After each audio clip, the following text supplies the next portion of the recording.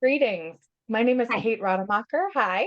I'm here with the Reverend Elizabeth Felicetti. I'm so thrilled that she's here. We're here with Writing for Your Life and Compassionate Christianity. And we're going to be talking with Elizabeth about her new book and a little bit about what got her to this point. So I'm really excited. Elizabeth is a longtime part of the Writing for Your Life community. So I'm hoping she's going to tell us a little bit about that. I'm really excited to talk about your book. As I was mentioning before we started recording, it really struck a chord with me. So I'm very grateful that you've written this and look forward to talking with you more about it. So just start by telling us a little bit about you and how did you become a writer? How did this all happen? Well, I am Elizabeth Felicetti. I am the rector of an Episcopal church in Richmond, Virginia, and I have wanted to be a writer really since I was a young child and used to dictate stories about my cats to my mother. Um, and I took a turn away from writing when I felt drawn to ministry. And about 9 or 10 years into ministry, I felt called to pursue an MFA in writing.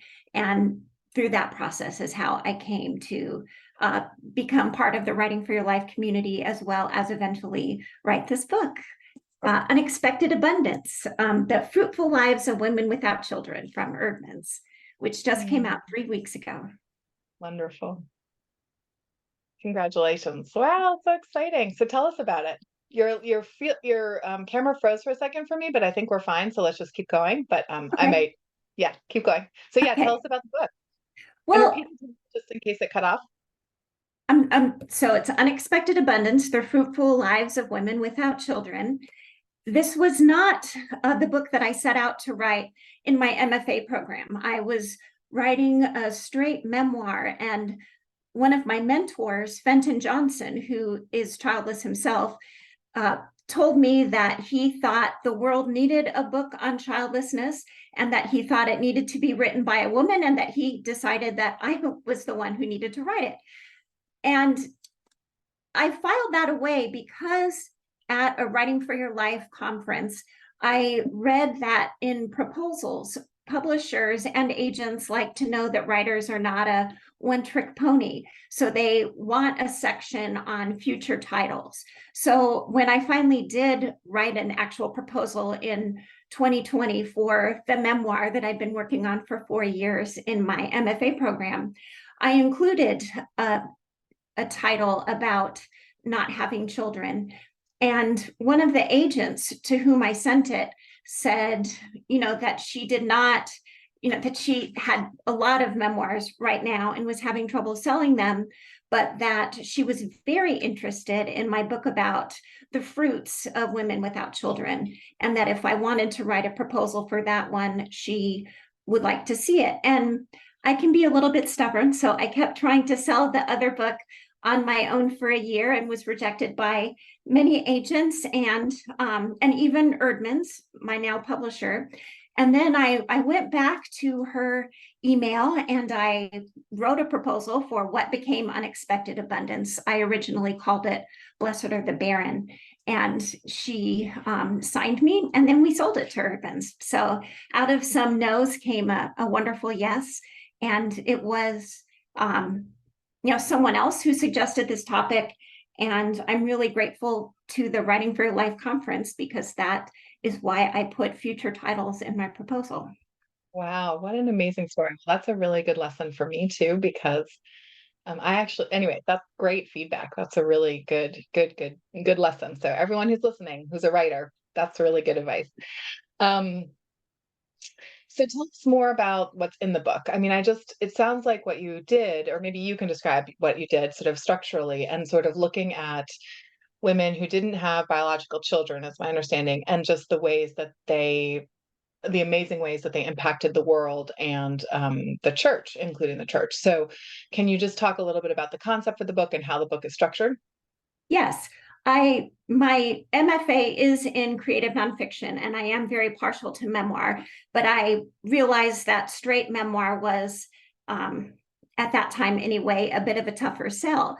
So I do talk about my own story a little bit. I begin the book in the desert. I grew up in the Arizona desert, and people think of deserts as lifeless, but those of us who have spent time in the desert know it's really just different kinds of life. And so that is that's my point, is that women without children can still be fruitful, that we can yield amazing fruit, even if it is not a child. So I have 25 women that I profile that are in different fields like medicine, or, medicine, music. I also have women in the Old and New Testaments, and all of the women are women of faith. That was important to me as a Christian pastor. So I was looking for women who did not have children and who also were Christians. So there were some I would have liked to include, but because I couldn't find, they hadn't written much about their faith, I could not include them. But it's 10 chapters, and 8 of the chapters are devoted to different subjects. And one that you might be interested in as a fellow Episcopalian is I do have one on childless Christian clergy, and those are all, one is Anglican, and the first ordained Anglican woman, Florence Lee, and Polly Murray, as well as Bishop Barbara Harris. So that was my favorite chapter to write. That sounds great. I was wondering about Polly Murray, if you had Polly in there. Well, that's great. And so tell me about the conversations that you're having about this book. I know that it's sort of new in the world, but sort of who do you hope reads this, and what do you hope, sort of what kind of conversations are you having about the book, and what conversations do you hope that it sparks in congregations or in the broader world, perhaps? Well, my fondest hope is that it would find its way to women who are trying to have children and are not successful, because that would have been me 25 years ago. I wish that I had had this book. I believe that this book has something to offer women who are childless by choice or not by choice.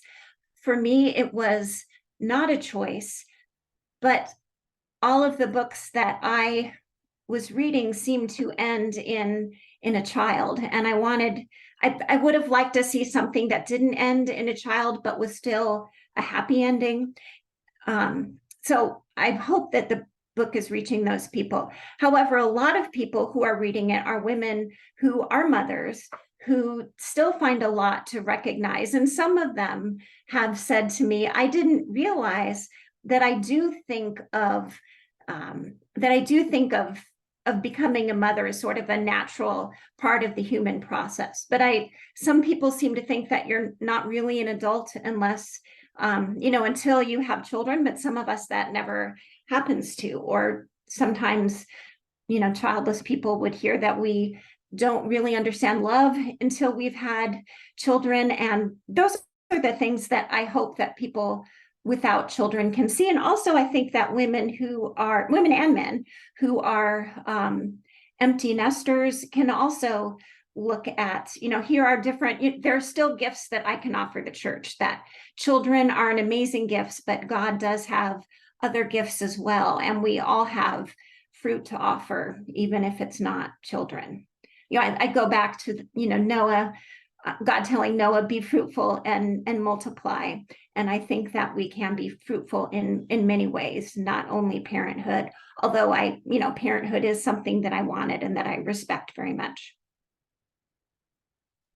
Well, I really appreciate you saying that, because as I mentioned to you before we started recording, your topic resonated with me in a lot of different directions. And I'm sure, as you say, I have colleagues and friends who are childless by choice and really feel very clear and proud, or not proud, but comfortable in that choice. And so I do think, but I still think that they feel defensive, or feeling like there's a lot of questions or something. So but I also will say that the point you made last about the empty nest resonates with me. My daughter's about to graduate from high school, and it's a bittersweet time, but it's also exciting because I'm starting to imagine my life not as a parent. I've been parenting, including my stepson, for 25 years, and that's a long time. So, I'm reimagining my life and what what fruits may be born in this new season, not as like a bear. I mean,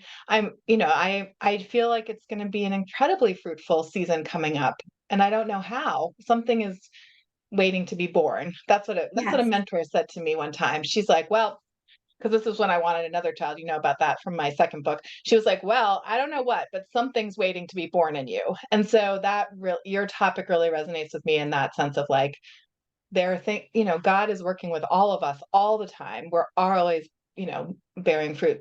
Praise God. So thank you for that. So tell me it's hard, it's hard to do book launches these days because we're sort of still emerging from the pandemic. So who are you talking to? Have you done any events? Have you had a party? Tell us about your book launch. Well, I did have an official book launch at my favorite independent bookstore. I was very excited to get to do it there, and I have, let's see, I've been on uh, a podcast, Old Books with Grace. I think that will be coming out soon, and I have some other podcasts lined up, and I have another independent bookstore at the end of this month. I'm speaking at a church. I'm going to be speaking at my local library. So I do have a few different events that I think it's a little bit easier now than it probably was at the launch of your book during the pandemic. I am able to do some in-person events.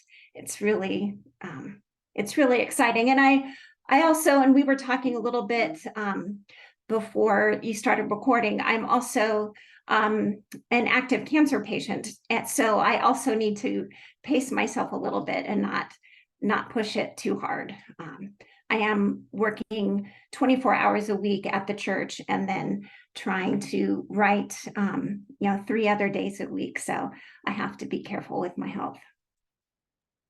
Well, prayers of recovery for you, and I know it's an ongoing journey. So um, I'm thankful for your presence today. Um, my question to you, is, and my last book, as you may know, is called Reclaiming Rest, is about Sabbath keeping. So I always really, I think all of us as busy people, writers, and I know you have a busy day job. Well, you're part time now. It's a lot. It's a lot. So I'm really glad to hear that you're taking time for rest and self-care. So, and that's my next question, which is how has your church community responded to this? Because I always love to ask our writer partners, the writer friends who are pastors, like, what is it like, having a different part of yourself that is maybe different, a different voice or a different position in the community. So how has your church received this book? They have been amazing. The MFA program was part of a sabbatical, and I did it somewhat unconventionally. It was low residency, but they helped me financially and with time and in every way. And they, many of them came to the book launch. Many of them have bought the book. They have been really, really supportive. I feel very embraced by them. They seem proud, which is Oh, I'm sure they exciting. are. That's so great. Well, I want to ask you, are you working on any new projects? What's coming up in the pipeline for you? Well, I have another book coming out from Erdman's next summer with Oh, um, congratulations. thank you, with a clergy friend of mine, Samantha Vincent Alexander. We wrote a book called Irreverent Prayers on Talking to God When You're Seriously Sick, which um, we both realized when we had very serious brushes with intense illness that sometimes the prayers that we had been trained to offer as Episcopal priests fell a little bit short. So we wanted to model for people that it is okay to express anger to God, that it's okay to talk about, really uncomfortable topics. I mean, and I'm thinking, embarrassing things like diapers with God. And that book comes out next summer, and I think it's going to be, it's a very serious book, but we also had a lot of fun writing it. We're very close friends. It's amazing to work with someone you love, but it's also nice to be able to find humor in some really dark times. And what was really a blessing was we, when we wrote the book, my cancer was in remission, and it came back, and I had to have further surgery last January. So I was able to take some of the prayers that we'd written into the hospital. And I was amazed at, I was thinking, wow, we do have a prayer for that. And then I also thought of some other prayers that we needed. But it really, I was able to see, as a patient again, that these prayers were really much more helpful than what I had been trained in as a priest. And I think I minister to people differently now after having had, I had breast and lung cancer. So I think that I'm in many ways more effective having been through that myself. Yeah, well, bless, prayers of continued healing for you and grace. Well, and congratulations. I need a copy of that book. We will So make sure that you get one. we'd love to have you back on Writing for Your Life, to hear more about that book. Maybe your co-author can join us. But in the Sure. meantime, can you just remind us, where can we get the book? I'm assuming it's available from all online sellers. And if you Yes, have a website that we can visit you, or social media, and just if there's any final thoughts you want to share about the book. sure. It is available on Amazon, or wherever books are sold. I do have a website, elizabethfelicetti.com, and here's how to spell my name if you're wondering. On my website, you can also link to me on the website formerly known as Twitter. I'm never quite sure how to call it now. I'm also on Instagram, Facebook. I would love to connect with people in any of those ways. I also have a Substack newsletter, which was also something that was recommended to me from a Writing for Your Life conference, not Substack, but I was told that agents wanted us to have newsletters with at least 500 subscribers. So that was another helpful tidbit that I learned from the Writing for Your Life community and have taken to heart. For you, well, that's been a really tough area for me. So I admire your tenacity in that area, and keep it up. We need to encourage each other. Well, I'm so grateful, Elizabeth, that you're here with us, and grateful for your words and your sharing of your insights, and also really grateful to hear your journey with Writing for Life, because I too have been so encouraged by this community and helped by the brain trust that we really have at Writing for Your Life. So, I think we all come together in various ways, online and in person, to share insights with each other, because the industry is changing so fast too. So, I'm blessed and grateful for you sharing some of your lessons learned, and keep us posted. I'll put your website in, this will go on YouTube, and I'll put your website in the blurb so people can find you. But in the meantime, congratulations again, blessings, and keep us posted when the second book comes out. I will. Thank you so much. All right, take care. Thanks again. Thank you.